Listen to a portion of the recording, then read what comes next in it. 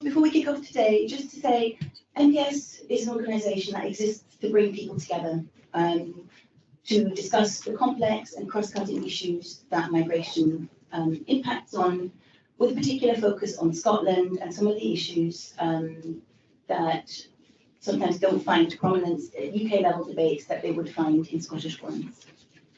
And today we are focusing on a group of migrants, EU nationals, if you can call them a group because they are very diverse, but we are focusing on EU nationals who are proportionately much larger as a share of the overall migrant population than they are in almost all other UK regions. So the changes and the uncertainty that has affected that group will have particular bearing on Scotland and the story of migration in Scotland. So I'm really pleased that we've got two really excellent panels lined up today to let us hear a bit more about what is happening to those groups, what their experiences are, what their needs are and how we can think about how those might best be met. And I'll hand over to my new colleague, senior researcher at Migration Policy Scotland, Professor Rebecca Kay, who joins me. She's here in a kind of a twofold mode today, in that she is chairing this panel as a senior researcher from MPS, and she will be presenting later on in the programme on her work at the University of Glasgow, where she'll be reporting on a research study. So I feel like we should have given her two hats to wear this morning, so that she would have a way of indicating which role she's speaking in. But we are delighted to have her, and we are delighted that we are a growing organisation and that we are seeing progress towards meeting our mission in promoting a constructive approach to migration. Thanks very much for that, Sarah, and I'm delighted to be here in my new role as well as in my other role. I didn't think about a costume change in the coffee break, but maybe I'll do that in future. So very happy to be chairing this first panel and to have such a great lineup of speakers. The first panel is focusing on the landscape of advice and support for EU nationals in Scotland after Brexit. We have four speakers, one of whom, the first in fact, Marley Morris, is joining us online from London, so we hope all the technology is going to hold up. And so we've got quite a tight time scale, so I will be asking everyone to stick to the 10 minutes per speaker, and I'll wave something at you when you've got that minute left, probably, or if you prefer 2 minutes and then 1 minute. Yeah, okay, we'll do a 2 minute and 1 minute warning. So Hannah, is Marley there online? Oh, hi, Marley. Sorry, you're behind me in the room. So our first speaker is Marley Morris from the Institute for Public Policy Research, and I'll hand straight over to you, Marley. Hi, everyone. Thanks very much for the invitation today, and sorry I can't be there in person. I'm going to try and share my slides. Hopefully this will work. I can see myself on the screen, so I'll be able to tell whether it's working. Okay, I think it is working, yeah, from the things. Okay, great. Thanks again. Sarah asked me to speak today a bit about a project that we've just started, supported by COSLA. We've only just started the project, so I'm going to give a bit of an overview of our current understanding of where things sit for EU nationals in Scotland when it comes to advice and support, and then I'll touch a little bit at the end on where we are with the project and what we're planning to do in future. But I'm sorry I can't be there in person, but it would be really great to kind of be in touch with people after this, and I'm looking forward to hearing the other presentations as we go on. So just to kick off, I mean, I'm sure this is all familiar for everyone, but the deadline for the USS passed last year now, 30th of June. It's been over a year since the deadline passed, and obviously that's prompted a new phase for EU citizens, and also for advice and support for EU citizens. And now we're seeing a range of different issues emerge, and in particular, different types of support is now needed, in many cases more specialist support, because the issues are actually a little bit more complex. A few examples of types of support that on our understanding is currently needed. firstly, people with settled or pre-settled status, or indeed people who may be applying for that status and yet to receive the outcome, might need help to demonstrate their rights. And obviously there are a number of challenges with it being able to demonstrate their status to different authorities or to their employer and so on, to be able to access their rights. Secondly, people with pre-settled status might need help to reapply for settled status in future. Everyone with pre-settled status, that only lasts for 5 years, and people will need to reapply before they lose status at the end of that period. And then finally, people without status at all might need help to make a late application. And that, as I'll show in a second, is a significant theme for the EUSS, even now, over a year after the deadline passed. Just to give a bit of an overview of some of the statistics, latest stats we have on where EUSS applications are, I think it's just quite helpful for the conversation. Well, firstly, you can see here that EUSS applications in Scotland have, well, there was been a bit of a roller coaster ride since the scheme initially opened. There've been various peaks at key moments, particularly key moments in the Brexit process. But as you can see from the slide, at the end of June 2021, there was a peak just before the deadline. It then shot down again, and now it's sort of holding steady at a couple of thousand, I think, approximately, since then. And there are continuing applications coming in, so those applications are still being made, and they cut across a number of different issues that I'll point out in a second, but we're still seeing a regular stream of applications, so the process is by no means over. Now, breaking that down a bit more, we don't have the figures specifically for Scotland, but we can see the applications across the UK and see what type of applications are being received since the deadline passed. And there are a number of different types of applications. The most common just about at the moment, we're talking around just under 20,000 applications per month, are late applications. And this is, I think, quite striking because we're still seeing high numbers of late applications every month, even now, quite long past after the deadline. So still seeing lots of late applications to the scheme.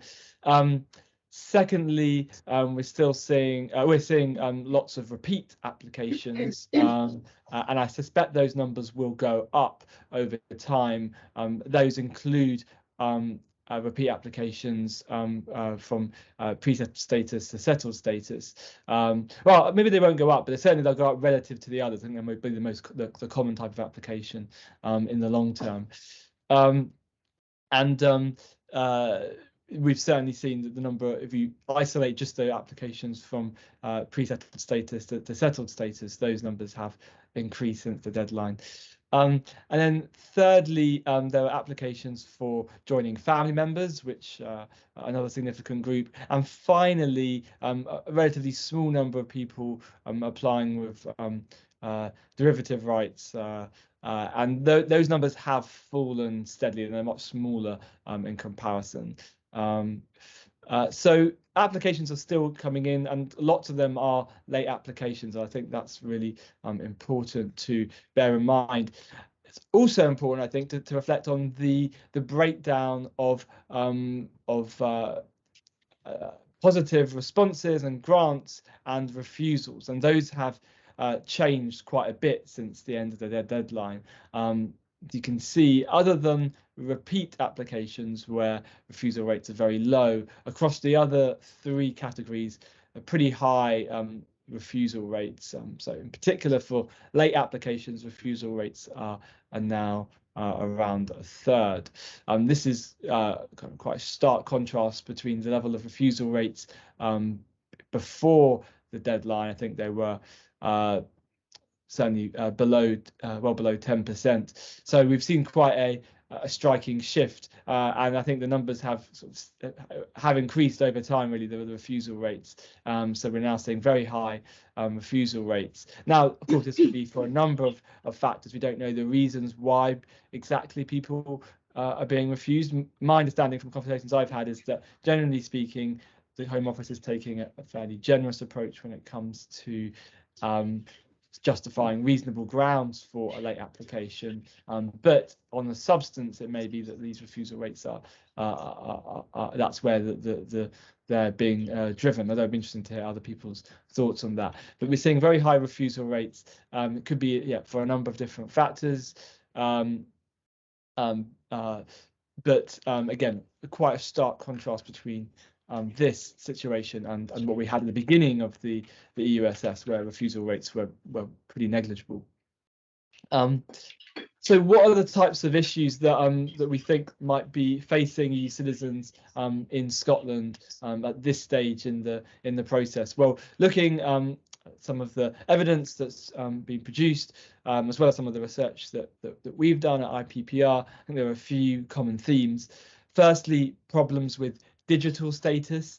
As I said before, people are having issues being able to access their status and demonstrate that they have a right to reside, whether that's at the border, whether that's in terms of accessing services and benefits, or whether that's being able to demonstrate to their employer that they have a legal right to work in the UK.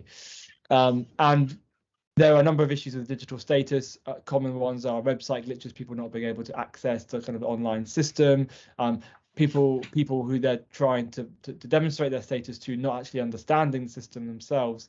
And I think by all accounts, it's a clunky process. It's challenging for people, and people don't have that kind of safety and security of physical status that would perhaps make things a lot easier to manage. Secondly, loss of job opportunities due to challenges proving status. That came up as a common theme in a survey produced by the Citizens' Rights Project in Scotland recently. Again, the fact that it's hard to prove status and the fact that employers may not be familiar with the digital system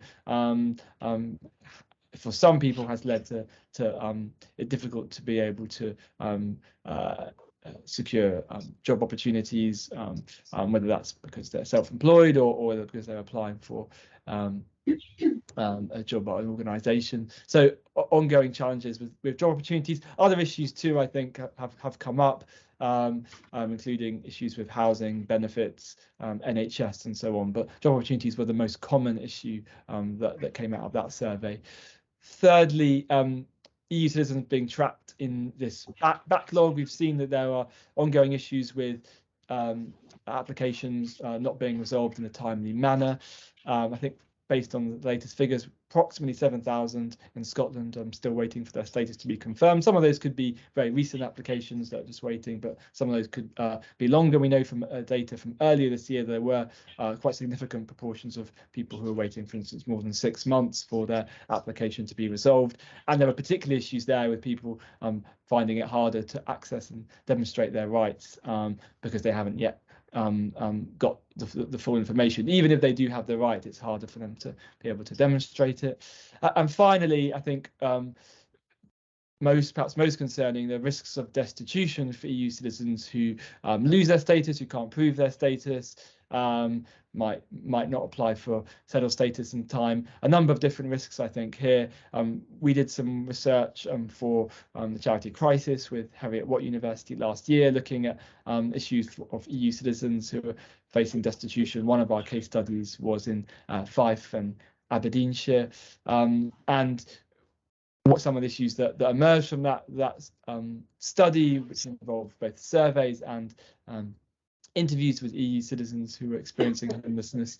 We found that there were a number of issues that were starting to emerge, with people not being able to not having applied for their status yet, having particular issues with getting the results of their application, and then that having implications, for instance, in being able to access universal credit and other key support systems, and that of course increasing risks of homelessness and destitution. So I think there are particular concerns there, and we've got robust figures on these issues at the moment, and it's a moving picture, but I think it is Just 1 minute left, to be concerned about. Brilliant. Okay, well, I've only got one slide, so that should work out perfectly.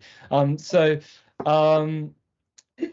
yes, so I mean that's our understanding of kind of the overview of the current challenges for EU citizens, and we are now about to start a project looking at support for migrants, not specifically EU citizens, but for a number of different migrant groups in Scotland. And what we want to look at are the barriers faced by migrants in accessing benefits, not just benefits, but other forms of support too.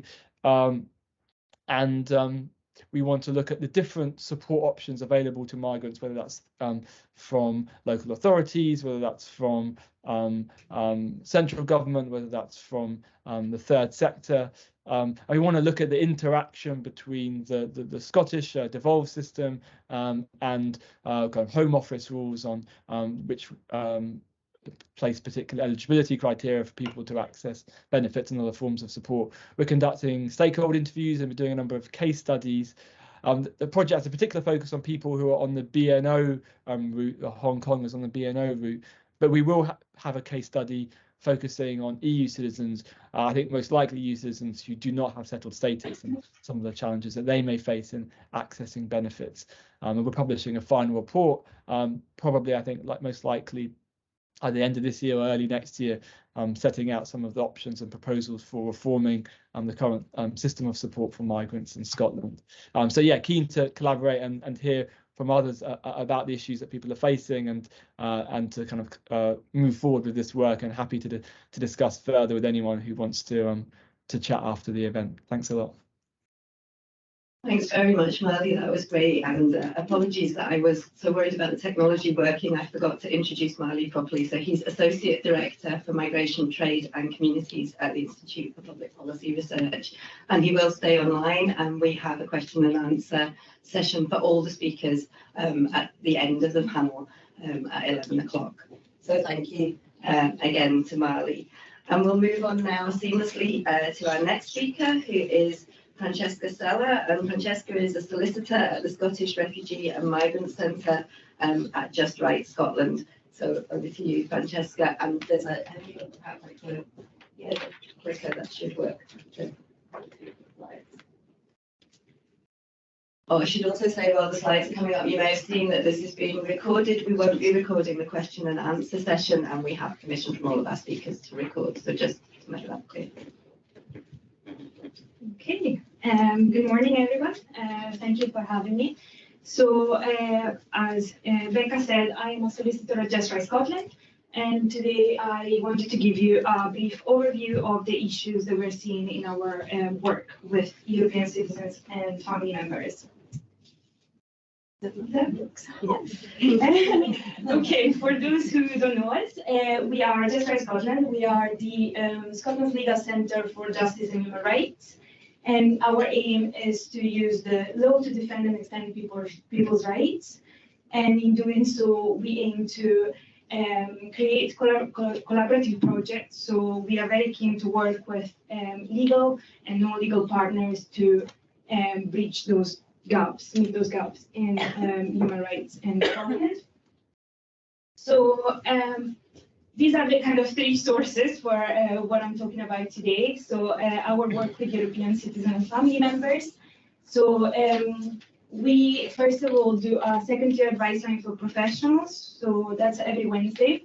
So we get professionals from all over Scotland that phone us and ask us for second-tier advice to support people that are facing immigration issues. So with that, we have been seeing an increase in numbers of queries relating to European citizens and family members.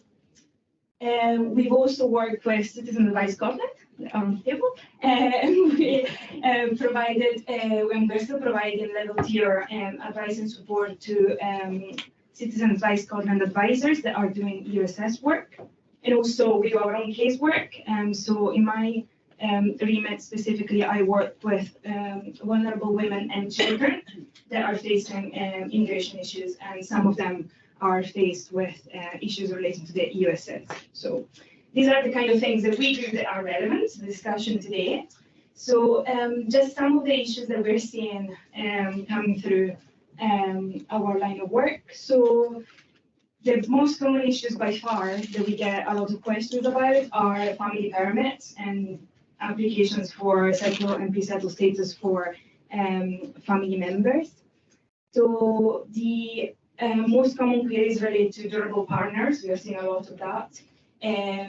Joining parents, adult children, and extended family members. So I think we're seeing that there is a lot of need for specialist advice when you're talking about family members, especially looking at durable partner, but also parents and adult children, in a sense that, as most of you might know, you need to show dependency from your sponsor when you're looking into making an application for a parent or an adult child. And we are seeing that advisors that are supporting people in doing those applications are struggling with meeting the definition of dependency that seems to be quite vague, and there seems to be a bit of confusion on that, and the Home Office guidance doesn't help. So we're getting a lot of questions on that. As Marley was saying as well, a lot of questions about late applications, and in our particular line of work, especially late applications made by people belonging to some vulnerable groups, for example, domestic violence victims. Also, another major issue is European citizen and family member that have entered the UK after the deadline and without knowledge of the USS and the change that they brought in. And that links to what Marley was saying earlier as well, the risk of destitution, and for this group of people not to be able to access benefits, work, and being unaware of what their rights are present. Another issue that's quite close to the work that we do is people with pre-settled status and access to public funds. So, as most of you will know, pre-settled status doesn't guarantee access to public funds. You have to show that you have a right to reside on top of that. And this is quite complex, and we're seeing a lot of queries coming through relating to refusals from the DWP to grant benefits to this particular group. And I think this is quite interesting, especially looking at the people that are particularly affected by that. So in our line of work, again, looking at domestic violence victims and also lone parents and carers. And also for that particular group, reluctancy on the part of local authorities to provide support, as they are worried that this particular group doesn't have access to public funds. So there is the NRPF condition. So again, high risk of destitution. And we are keen to do some work on that. There was a case that was brought by the Child Poverty Action Group all the way to the Supreme Court to look at specifically at this point. And we are of the view that there should be further litigation on this point. And just the other couple of issues that we're seeing, pending applications and again, access to work. People being able to travel outside the UK, access to public funds, social work support and healthcare. And the final one, pending applications, and again, serious delay, especially for people who have pending criminal charges. So these are kind of the issues that we are most commonly seeing through our casework and the second-tier advice that we provide. And I thought I would provide you with a case study just to show ties in quite nicely and seems to outline most of the issues that I've just spoken about. So this is a real case, but I've changed some of the details to protect the client's identity. So we've called her Eleanor, a non-European national that entered the UK in 2018 with her partner, who is a European national, and their 2 children. And as soon as they enter the UK, essentially, there was domestic violence and quite a high level of control. So our client didn't have access to her documents and wasn't really allowed to leave her home. During COVID, her partner lost his job and he applied for benefits on his name, adding her as a dependent and sort of telling the DWP that she was his spouse, although they were never married. And at the same time, he applied for her under the USS without her knowledge, so she wasn't aware of this application. And again, applying on the basis that she was his wife, although they were never married. And whilst her application was pending, he left the United Kingdom, left her and the children. I should also say that an interesting point of this case was that they were living in rural Scotland up north, so very limited access to kind of support. So she was left destitute, her benefits stopped, and she was threatened of being evicted by her landlords. And for a number of weeks after that happened, the local authority refused to support the family, again, being under the impression that because they had no recourse to public funds, they weren't entitled to social work support. Once they finally engaged, a social worker submitted an application for her to the Home Office as a domestic abuse victim.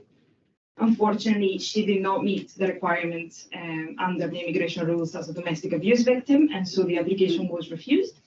I'm almost there. Eventually, finally, she was referred to by our local Student Advice Bureau to us, and essentially we clarified the situation after a lot of digging and subject access requests, so a lot of people involved, and it turned out that she wasn't actually eligible to make an application for under the USS because they were never married and she didn't have a residence kind of document as a durable partner before Brexit, essentially.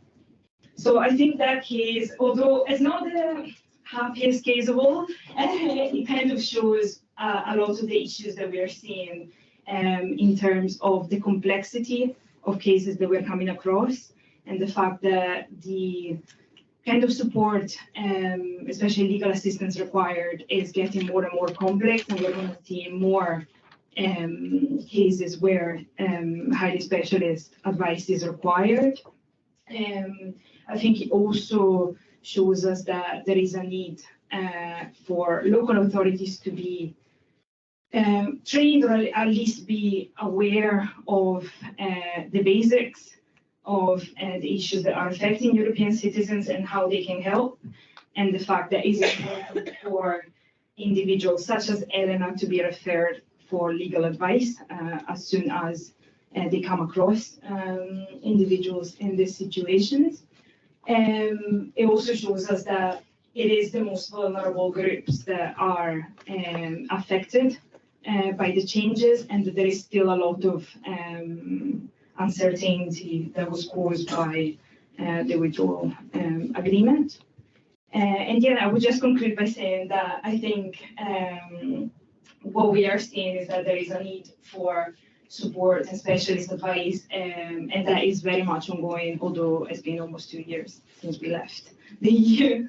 And I give you some resources. So that is the phone number for our second-tier advice line. Anyone that is a professional that's supporting someone facing immigration issues can phone us every Wednesday afternoon. I also left a link for our referral form for legal representations, and feel free to use that. And I left you also a link to our fact sheets on basic rights for European citizens and family members. Thank you very much. Thank you very much, Francesca. That was great and brilliant timekeeping. Would you like to pass the clicker over? So our next speaker is Agnieszka Morrison. She's Policy Development Officer at Feniks, which is a third sector organisation providing assistance and advice around mental health issues for EU citizens. Okay, so over to you. Thank you very much. Good morning, everyone. Thank you for the introduction. So today I would like to tell a few words about the landscape of the mental health support for, I'm going to focus on Polish nationals in Scotland. A few words about Feniks. I'm going to read a few bits because I'm so worried about the time.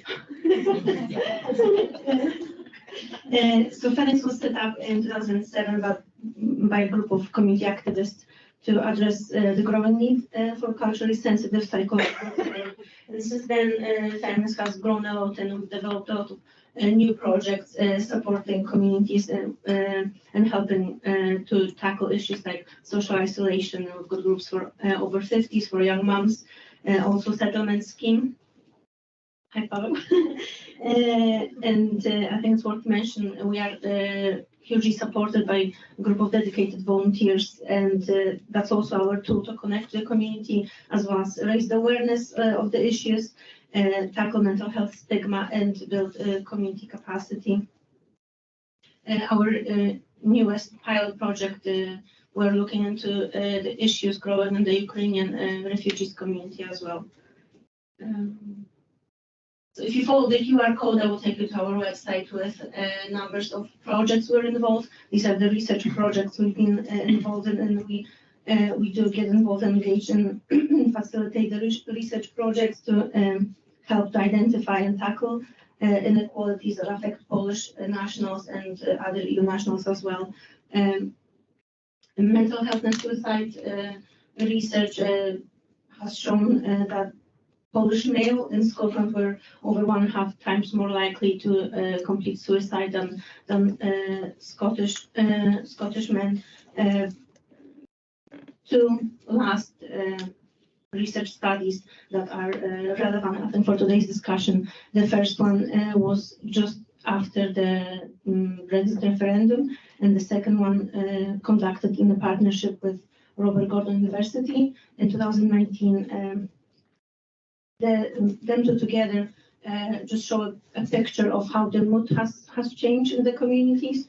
And after the referendum and the first research study, we've seen there were growing concerns that the government will not work in the best interest of the community. Communities felt there is a lack of interest in how they feel. There is no decision-making power on their side.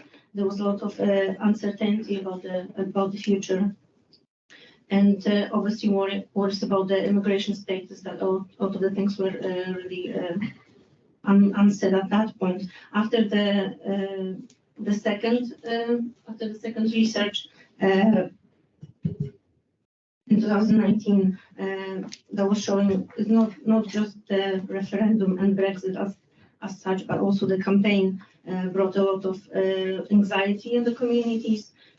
People didn't see their future anymore in Scotland, and I can see two faces very familiar. I think they will be able to tell a lot more.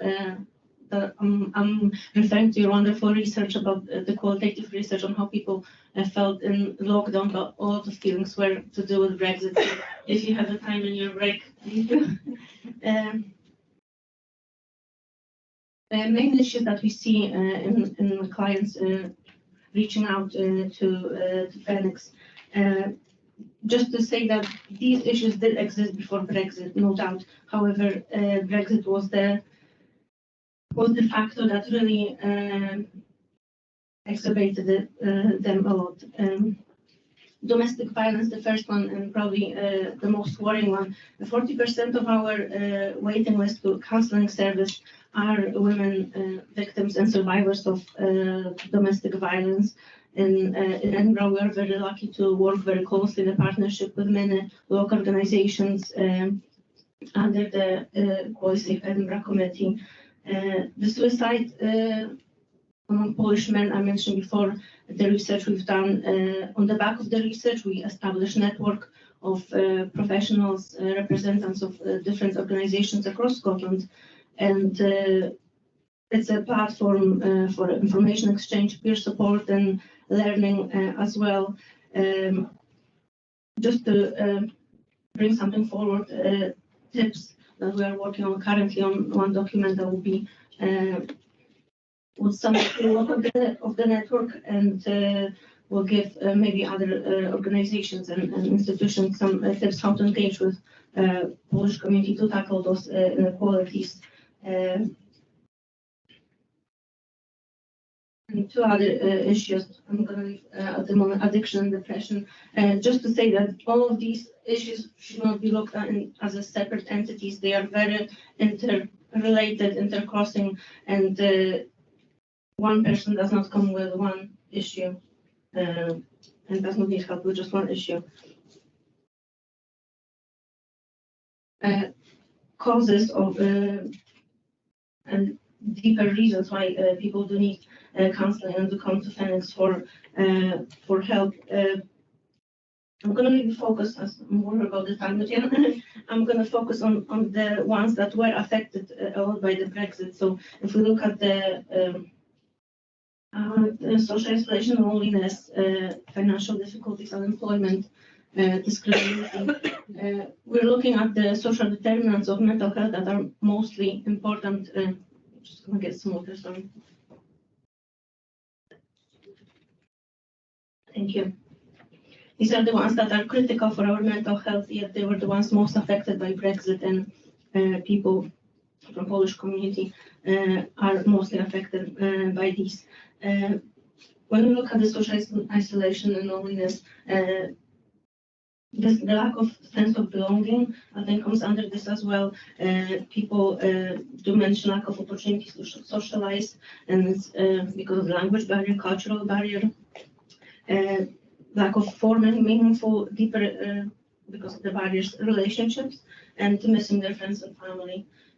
Financial difficulties, I think Francesca mentioned a lot, how the most vulnerable in the community were the most affected, like the victims of domestic violence and the pre-settled status, how that affected them being eligible for the social security.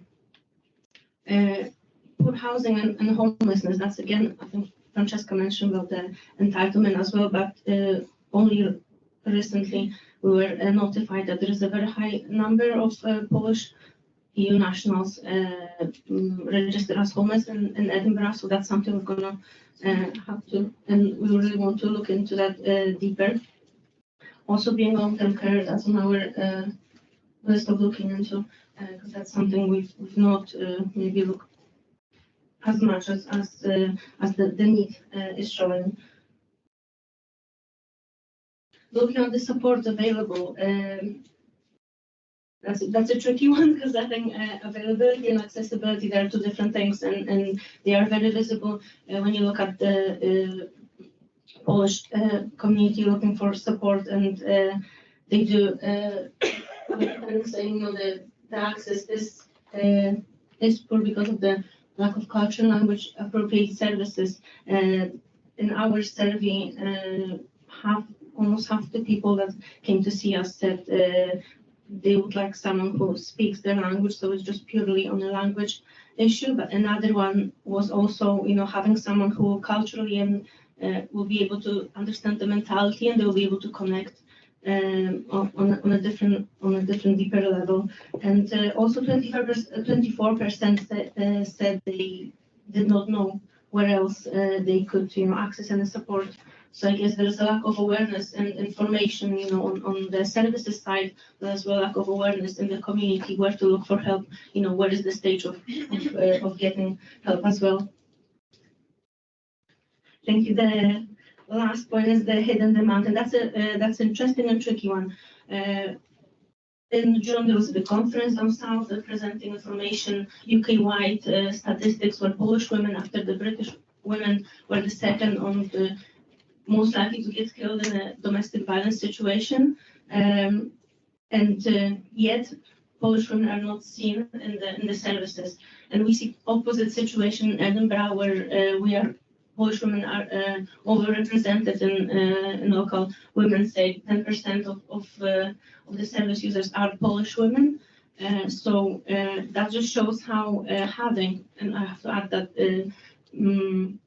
there's a lot of services having Polish worker in Edinburgh, like the Edinburgh Women's Aid or Feniks. There is that the language barrier that doesn't exist because there's a Polish worker. So where there is someone who speaks the language, the demand is shown.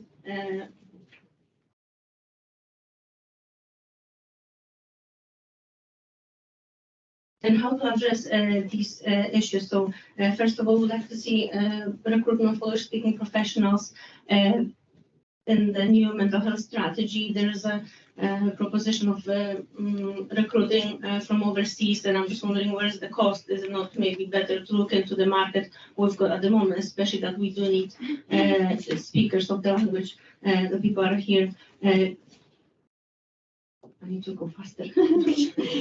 More information translated into Polish and other languages as well, because there's very little at the moment. If there is anything, it's also under if you have to ask and reach out for it to get anything. It's not there. And improvement of quality data, that's a very big one. I think probably the second panel will talk more about it. The lack of good quality data, especially in COVID, has proven that the lack of the data caused very poor decisions that were made in health-wise. So we would like to see quality disaggregated data where groups are not hidden. Everyone has got everyone in society counts and is counted. And sustainable support for grassroots organizations, that's more reaching out to organizations that already work with the community rather than going to the bigger mainstream and the usual go-to, who need to establish the network first. And that's where the smaller organizations put out on the support. Just quickly, the redefinition of prevention. I think very often when we talk about mental health, we look into prevention as when the mental health support is needed already. The prevention starts very early when we're looking at the social determinants. That's where the support should start. So we're looking at the no recourse to public funds. We're looking at supporting people with jobs, language. That's what we should be looking into when we talk about prevention. And describing the no recourse to public funds, that should be there, and it's not. And the partners in wider Polish community, the domestic violence is the best example of if you have a worker that speaks the language of the community, vulnerable community, you're gonna see the demand. So instead of waiting on the demand, you can assume that's going to be similar, in the other area. Thank you very much, Agnieszka. I should have had a third hat. Fierce chair. So with that in mind, I won't take up any more time, but just to hand over to our last but certainly not least speaker, which is Tony Kenmuir, who's the lead project manager with advice services at Citizens Advice Scotland. And you have 10 minutes. I'm going to cut mine down if you want another minute.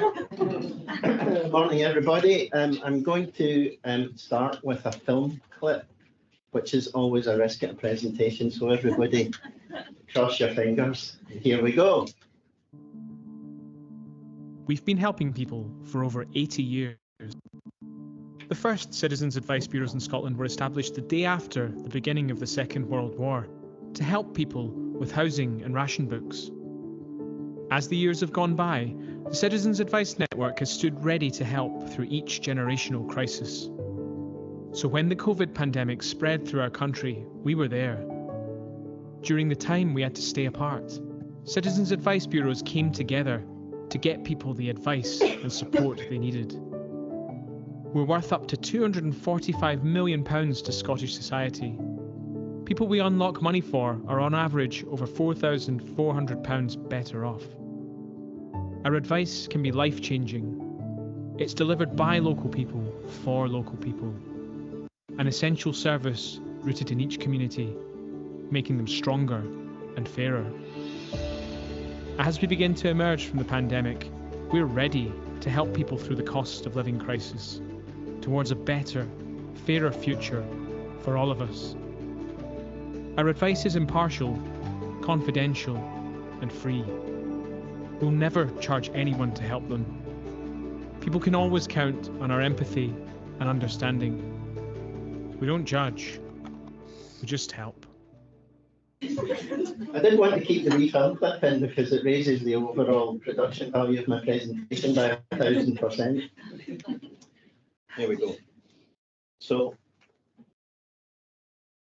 what I'm going to do is just a quick whistle-stop tour through where is citizens' advice now, and what are we doing in the room, and what do we mean to EU immigration.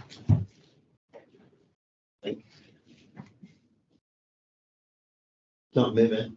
It was a minute ago. Lordy. Is this good enough? Can you move through my slides? So just to flesh out some of the points in the short video there, 171,000 clients in the last year with 647,000 issues. Generally, our funding focuses on how many unique individuals we see. The problem for us is that every individual that walks through the blue door generally has 5 or 6 issues. And it's a bit more time consuming than the funding generally allows for. That figure of 147 million is the verifiable sum. So that's generally when somebody comes through the blue door and we figure out that there are benefits that they haven't claimed, or we help them figure out alleviating their debt or whatever. We follow up with a call a few weeks or months later and then verify what their gains were. A lot of gains go unverified, but 147 million is not a bad jumping off point. For every £1 we receive, the community benefits by 14. I'll just let that stand alone. Next slide, please.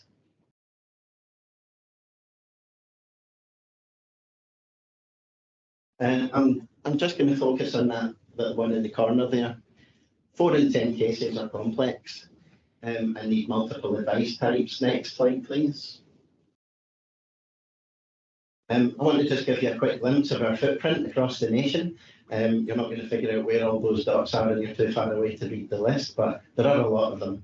There are 59 bureaux officially, but we operate from over 200 locations across the nation. That could be drug and alcohol abuse centres, could be co-locating with food banks, could be hospitals, doctors, surgeries, wherever.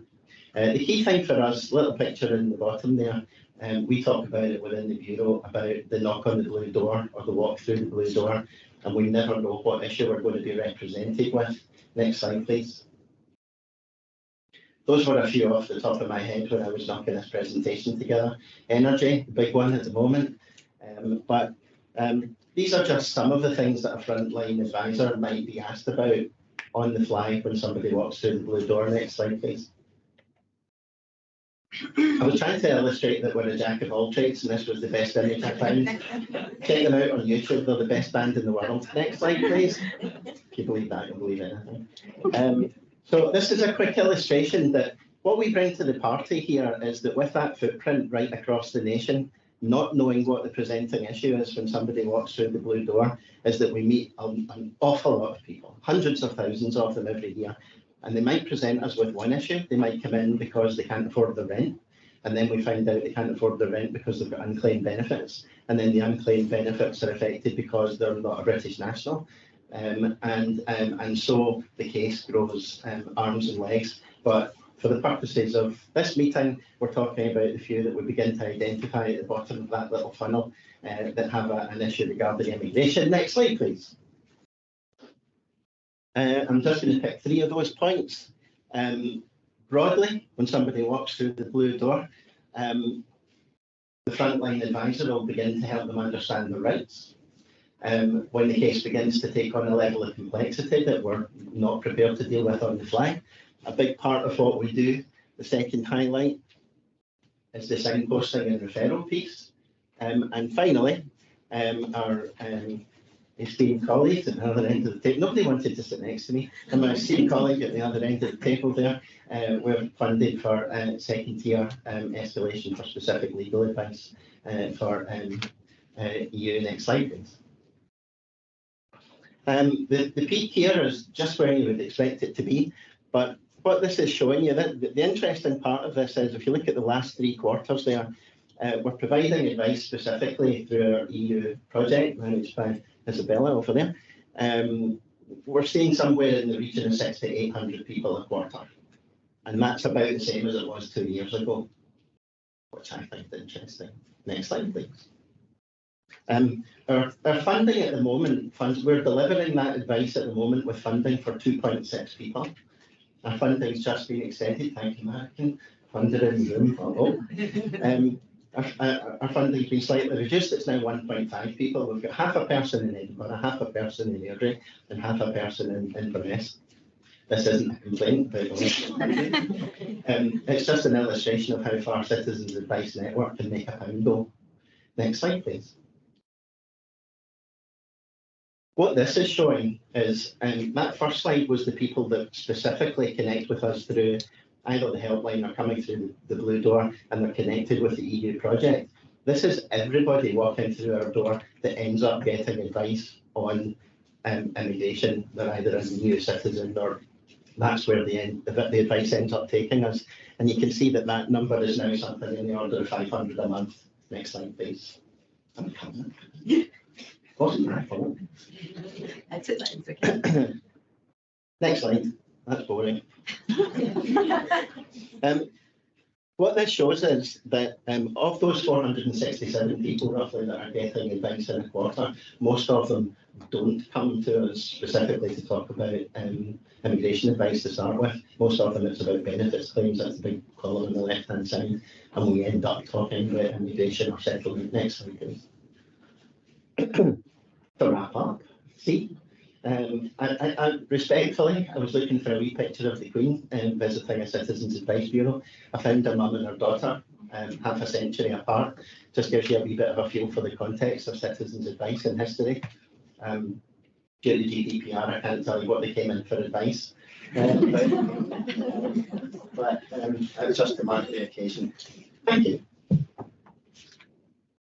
Okay, thanks very much to all of our speakers.